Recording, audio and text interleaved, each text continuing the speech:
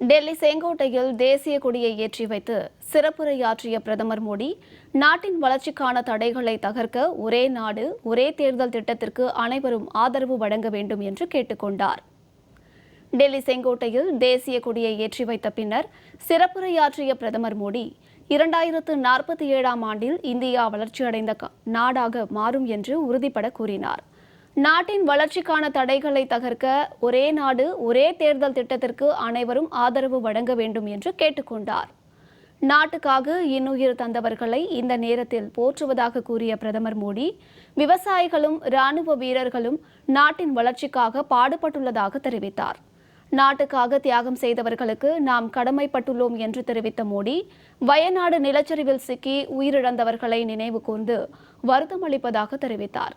மேலும் உறவினர்களை இழந்து தவிக்கும் குடும்பத்தினருக்கு இந்த தேசம் துணை நிற்கும் என்றும் பிரதமர் மோடி கூறினார். உள்ளூர் குரல் பிரச்சாரத்தின் மூலம் உள்நாட்டு உற்பத்தி அதிகரித்துள்ளதாகவும், சிறு குறு தொழிலாளர்களின் குரல் மந்திரமாக மாறியுள்ளதாகவும் நெகிழ்ச்சியுடன் தெரிவித்தார்.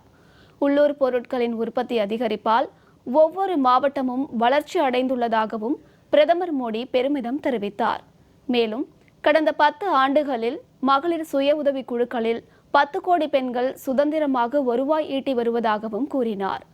வளர்ச்சி அடைந்த பாரதம் என்பது 140 கோடி மக்களின் கனவு என்று தெரிவித்தார்.